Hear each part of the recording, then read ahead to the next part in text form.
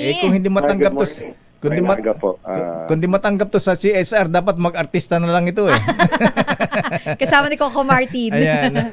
Attorney Beda Epresa, Kuyang Sir, magandang umaga po sa inyo.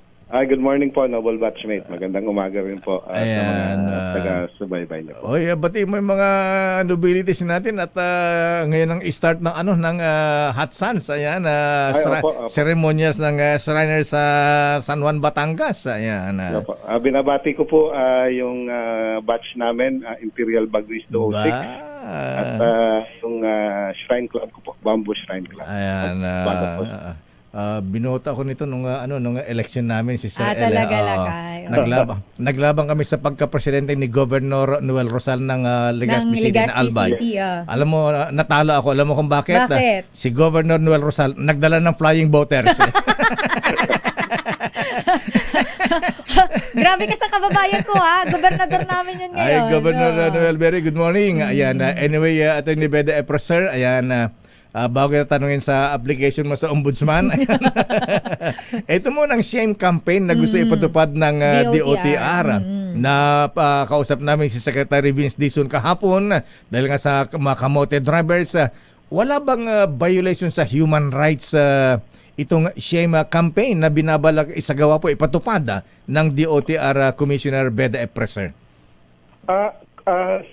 Yung pangalan pa lang po kasi ay shame campaign. So parang may negative connotation na kaagad. Pero kung ang dahilan lang naman po nito is i-publish yung mga pangalan ng mga violators na paulit-ulit nang nahuhuli o kaya yung mga violations na sobrang grave tulad po nung may nag-counterflow po ata sa may Skyway.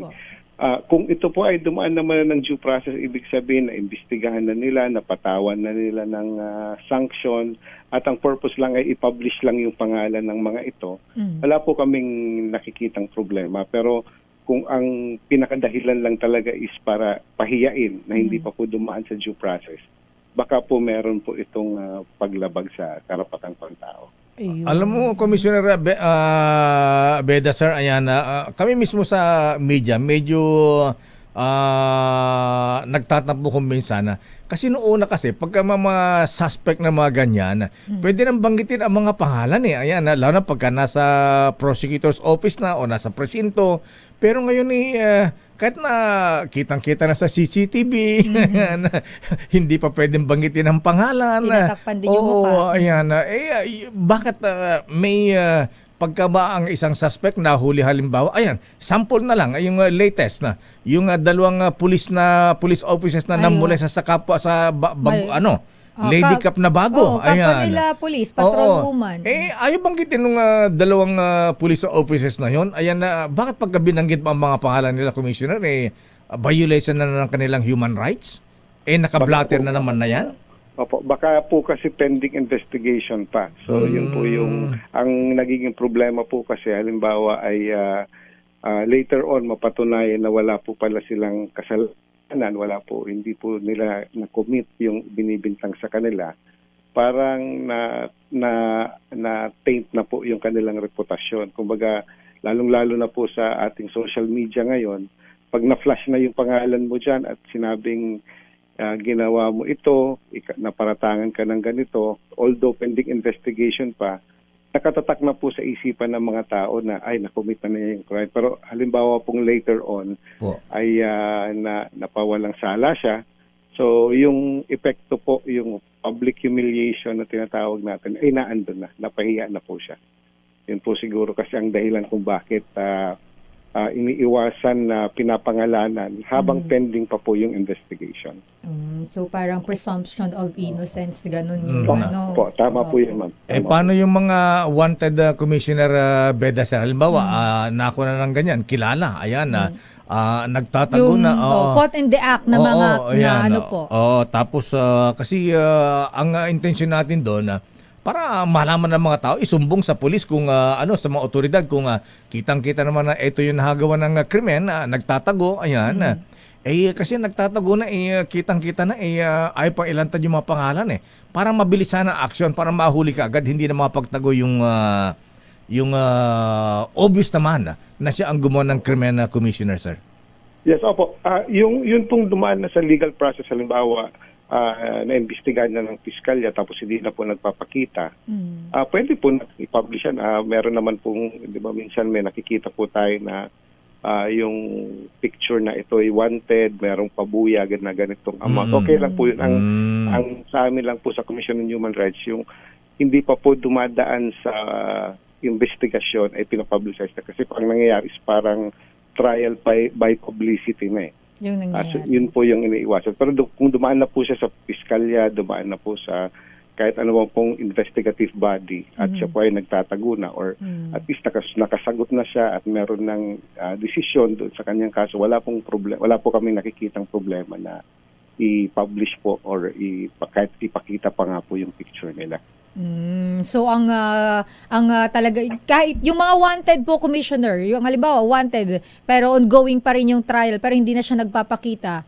Sa tingin niyo po ba okay lang po ba 'yun? Pag ito po ay kumbaga tapos na po ng investigation ng Fiscal's Office, tapos ito po ay nasa korte at hindi po siya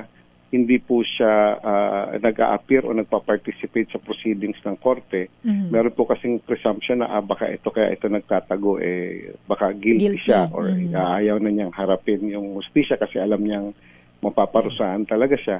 Pwede po naman natin ilagay yung mga pangalan na ito pong taong ito ay nagtatago na.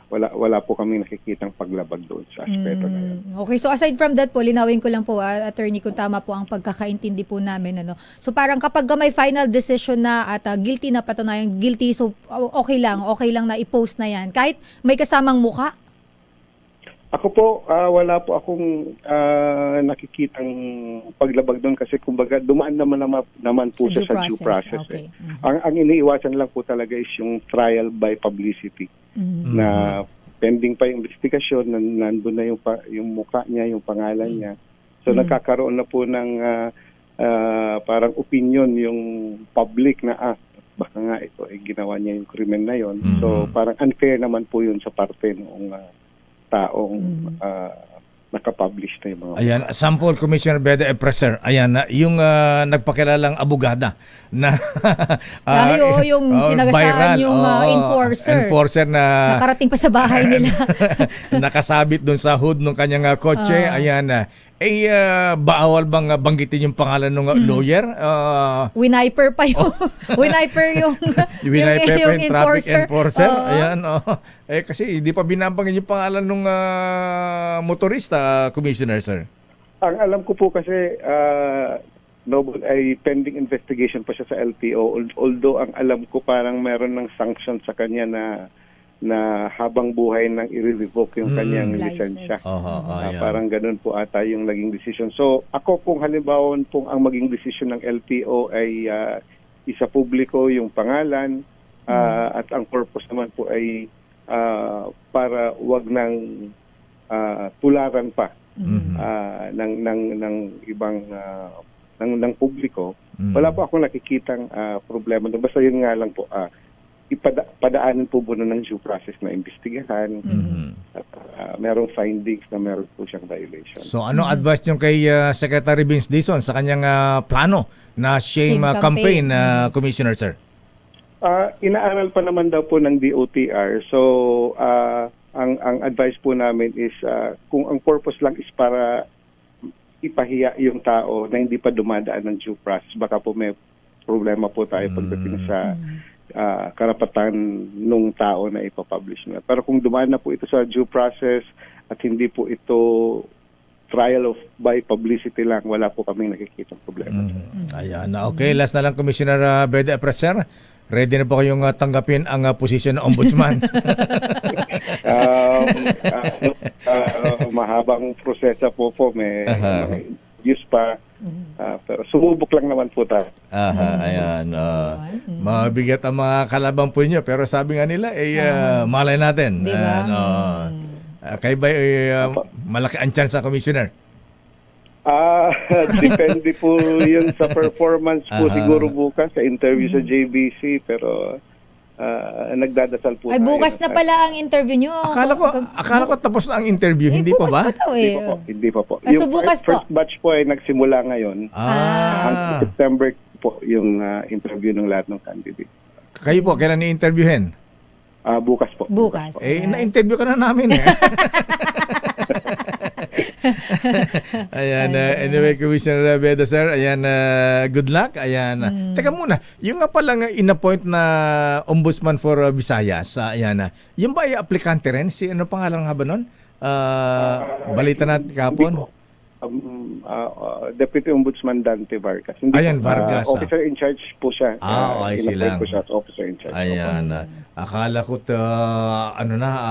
pagka-acting na teka, hindi naman kasama sa aplikante, ito pwede ba yun? Ayan, so hindi pa pala, ayan, acting lang. Ayan, Yes po. so malaki pa ang chance natin, Commissioner, sir.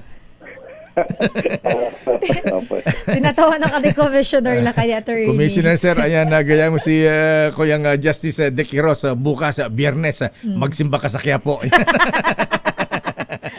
Sa Black Nazarene. Ayan, good luck, Commissioner Yes, Beda best of Presco, luck sir, po, Noble sir. attorney. Maraming salamat po and good morning. Thank you po.